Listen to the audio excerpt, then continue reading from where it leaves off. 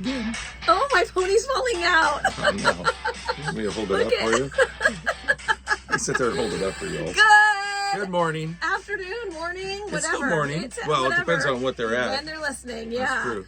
Thanks for being here. Thanks for listening. Thank you for consuming our podcast. If you like it, please like it, follow it, support it however you can. Subscribe. That helps us tremendously. Comment on it. That also helps. Pat's filling in. Hot Firefighter boyfriend Pat is filling in for Curt, for the Curt and Jen in the Morning podcast, because Curt is in Florida right now. So he is visiting family, having a great time, making some great memories with his dad and two sisters. All right, let's just get into it. Yeah. We're staying at the Overflow. We are on the road. That's the thing. We are on the road, and we are staying at the Overflow lot at Silverwood theme park in Pat's motorhome. It's quite the way to travel, by the way. I'm really liking it. Well, our little setup here is working. We're adapting and overcoming. Here's the funny thing.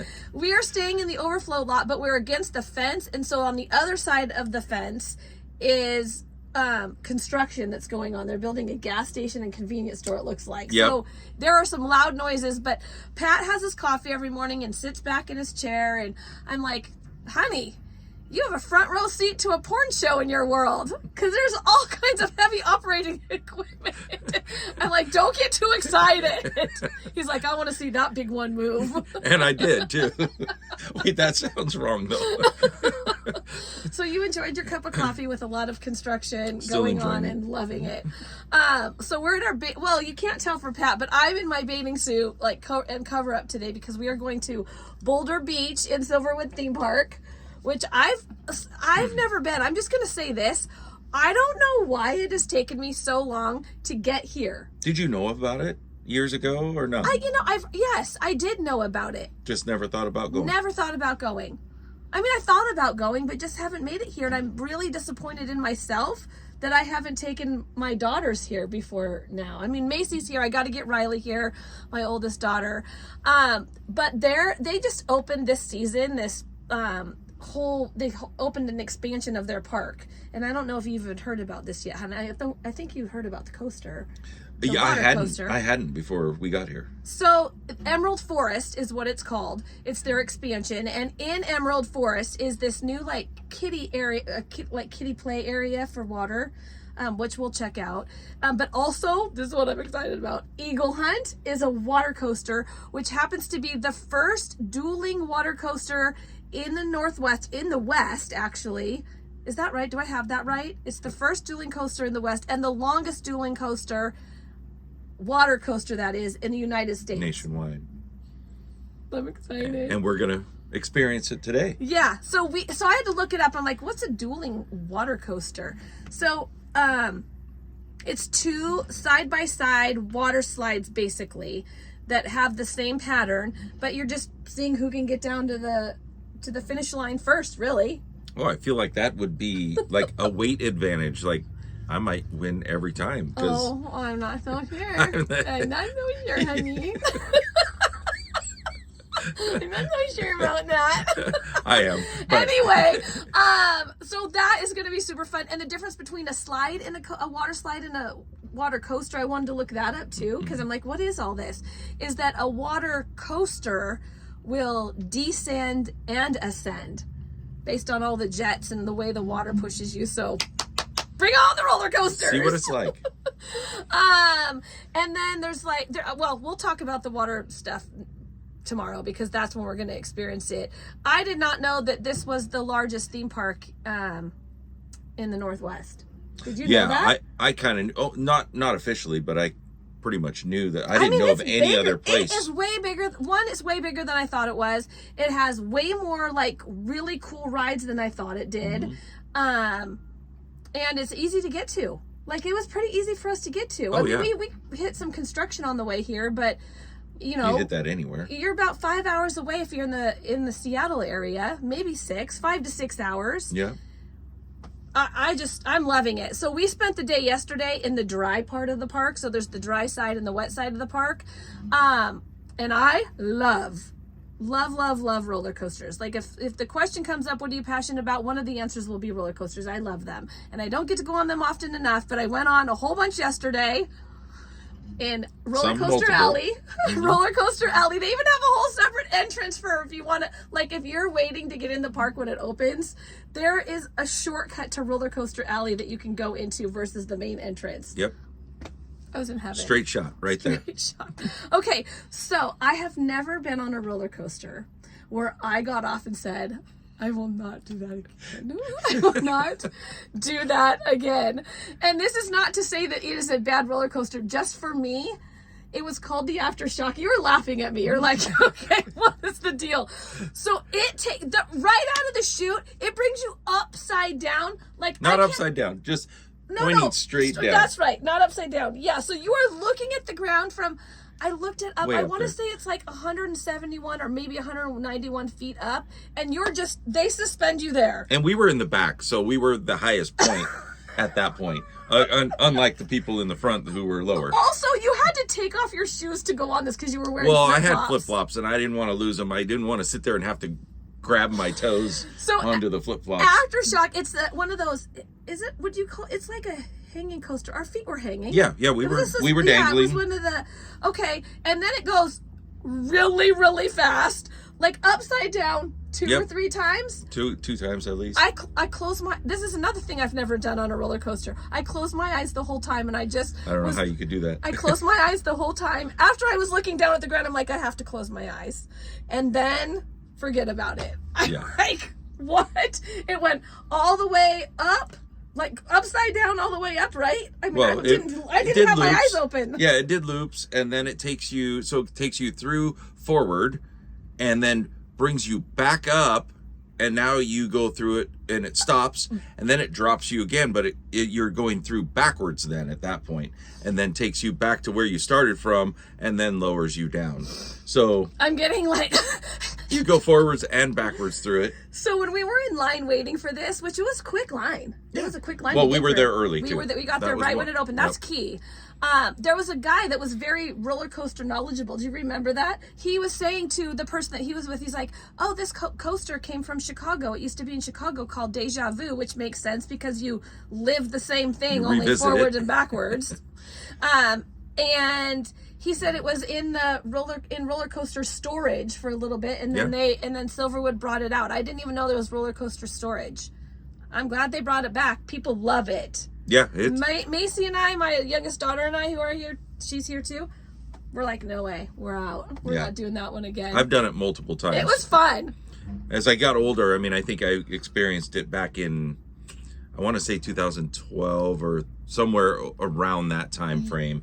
It was like almost brand new here, because one time we showed up and it was just being tested, and we missed it by a week to be able to actually ride it because they were still testing. And then the next time we brought our boys out, it's worth it. It is worth coming out to ride, even though I'm one that will not go on it again. I probably actually will go on it again, but maybe with your eyes open this time. Maybe. People really love it. People are. I don't know how you could do it with your eyes closed. That to me is worse than. Oh, you think? Yeah, for me, visual. It's like riding in the back of a car and being enclosed and bouncing around. Let me tell you what was through my mind, honey. I was closing my eyes because it's dark, and I'm like, this is just like it's dark. You can't see. It's like Space Mountain. You can't see what's happening. Yeah, that's what got me through. I like to focus on. Yeah. Maybe I'll try it differently that time.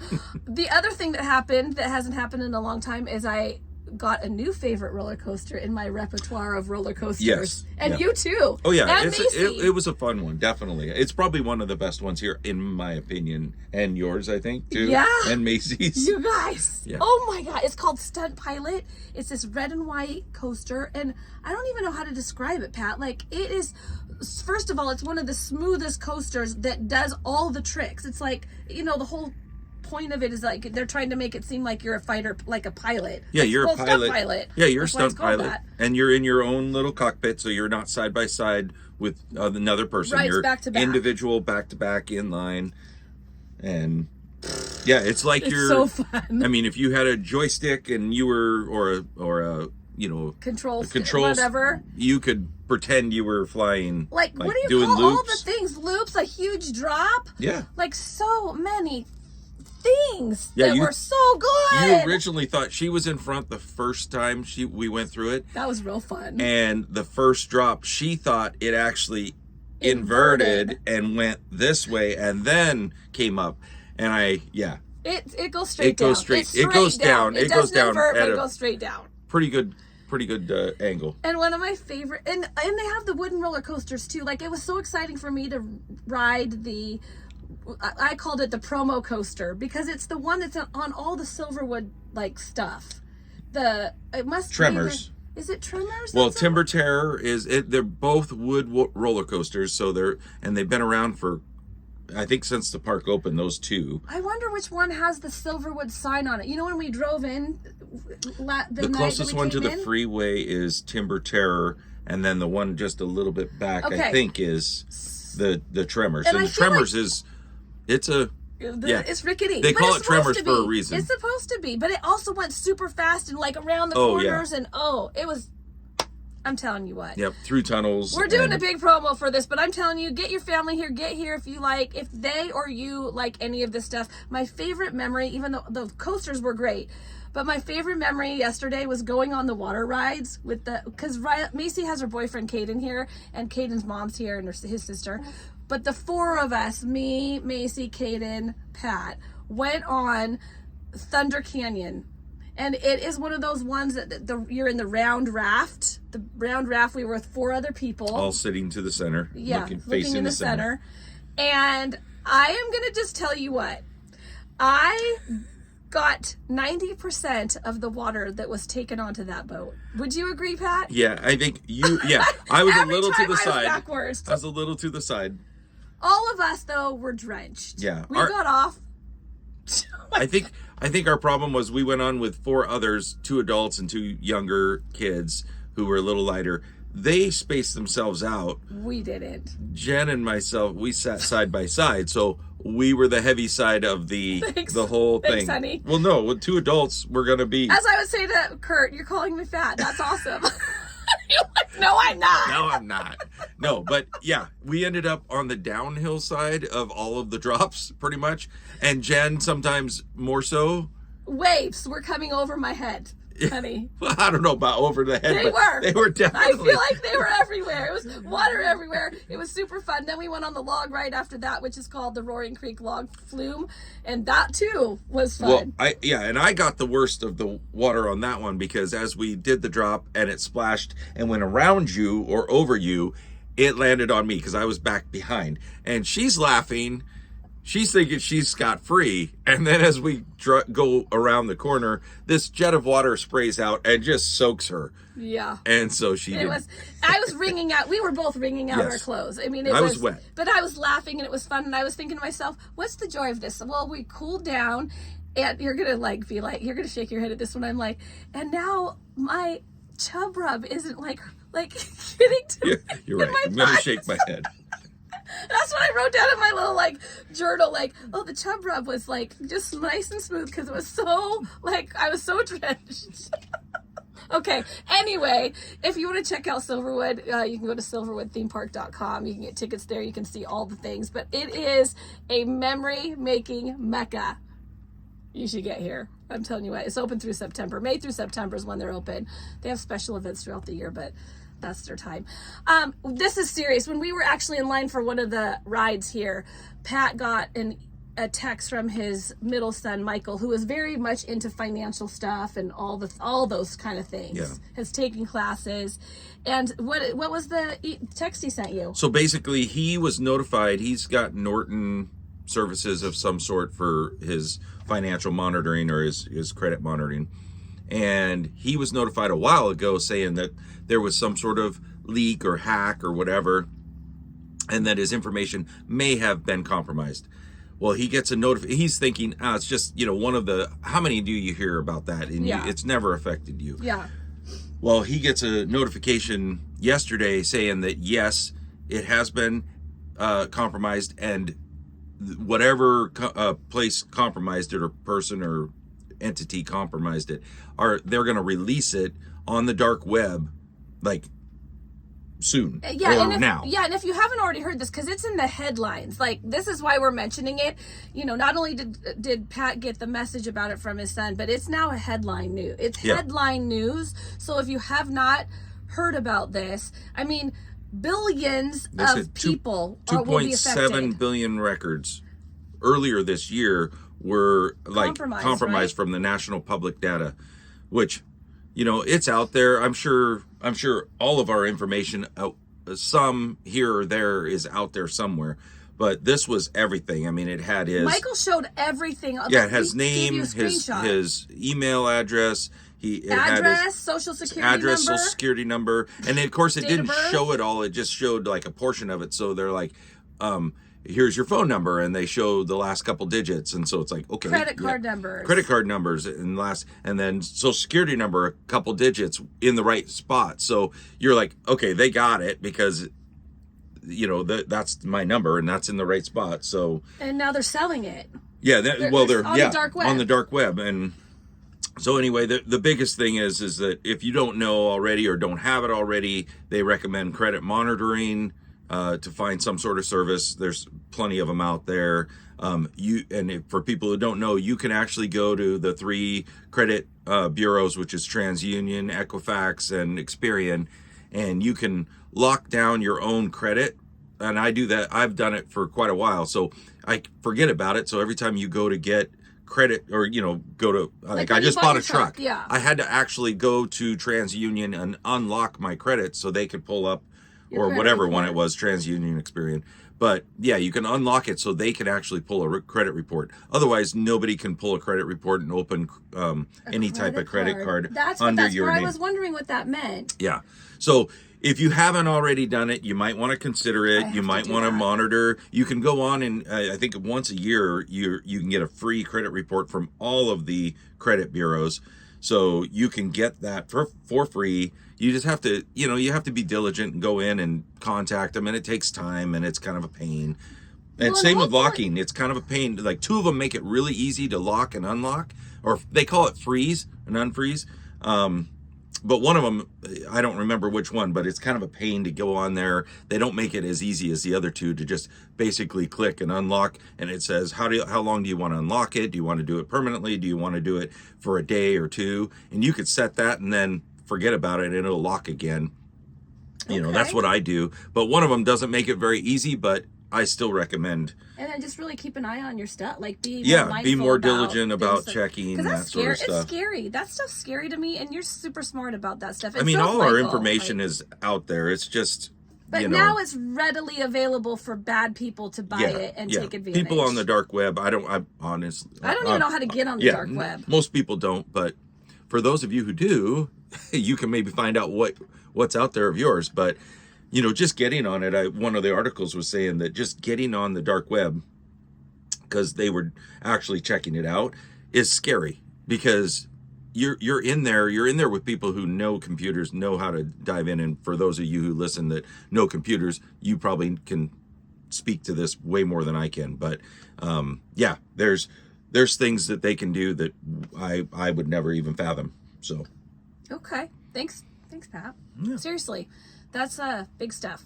Okay, we're gonna go to lighter things now. The key to parenting, honey, you're right in dad jokes. I get so much grief about dad jokes. I mean, some people appreciate it, Riley. Thank you. And you appreciate it. Although I get the bigger eye roll from you. Oh, for sure. I'm looking at my brain a lot when you say those. I'm like, oh my God. Riley just laughs and appreciates, or thumbs up, or gives me a laugh, or whatever it is. Riley, my oldest daughter, yes. Yeah, and she sends them to me. What about your kids? Do your kids appreciate your dad jokes? Oh, yeah. I mean, oh man, that sort of thing. But, So the whole thing is, parenting isn't easy. If you're a parent, you know that it's a hard job, and they're saying that it's this new study out suggests that the key to good parenting is humor. So the dad jokes, the being playful, the being silly, the laughing at the crazy and the stressful situations, that's gonna get you through. That's gonna help you be a more effective parent. Children respond to that. It's just beneficial on both sides, and it's. Some people will say, well, I'm not funny. Well, it's not performing like Netflix I stand-up get comedy. accused of that all the time. It's just right. It's just I think it's just finding the humor, and you do this really well. You know, it's like finding humor. When you need to be serious, you need to be serious. Yeah, right? there's a time and a place. But to lighten the load on some of the things, just find the joy. Really, is what it's about. It's like, I mean, how many times have you heard lyrics? If somebody says something, and right away a song pops into your head.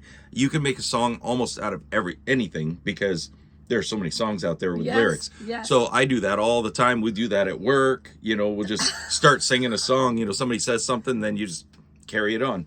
It's almost a challenge. I like it. Anyway, they're saying this research basically is showing that parental humor could be the secret ingredient in fostering cognitive flexibility, relieving stress, and promoting creative problem solving and resilience in both parents and children. We knew laughter, like they say, laughter is the best medicine. Oh, yeah. So there you have it. It is. So keep being funny and keep doing those dad jokes. This headline, Gen Xers, which is us, and probably many of you consuming this, we have some rapidly changing molecules, which I can attest to. This whole article was saying that, you know, Gen Xers are becoming the forgotten generation because they're not usually brought up because there's like more mudslinging between the other generations, like the boomers and the millennials and the Gen Zers. I think we get hauled into some of that. Some of drug it. into it. Some of it, but not as much as the others. Yes. So they're saying that people around two ages of 44 and 60 experience rapidly changing age-related molecules. In other words, they're feeling over the hill. Yeah, and this isn't between 44 and 60. This is at 44 and at 60. Something happens, and we all of a sudden have these rapidly changing molecules at that age that make us feel older. Yeah, over the hill. And there's a difference between the 44, what you experience, and the 60 of what you experience. Tell us what the difference is. So, you know, at 44, that includes like these molecules, they say anyway, they're related to metabolism and alcohol and lipids or fats. So at 44, the changes, and they haven't quite figured out, they're still studying this, right? Right. Yeah. So those are the molecules that are affected, you know, or the systems that are affected by that. For age 60, the notable changes were observed in molecules related to immune regulation, kidney function, and metabolism of carbohydrates. So, you know, there's a difference. This is all science stuff. You know, Curt's wife Dana might be able to expand on this a little bit more. Our friend Lori might too. And Lori, that's right. But I mean, we feel those changes though. I mean, food is not metabolizing like it used to. I mean, I was texting with my friend Anne Marie the other day, and she's like, I breathe a smell of food and I gain weight. Yeah. I mean, it's rough. But that's why they say like strength training is super important. Moving your body is super important. Eating more of the like non-processed foods, like the whole foods, and consuming more protein, like all those things, and not drinking. Yeah. I mean, we know that alcohol is poison in our body. Yes. Period. End of story.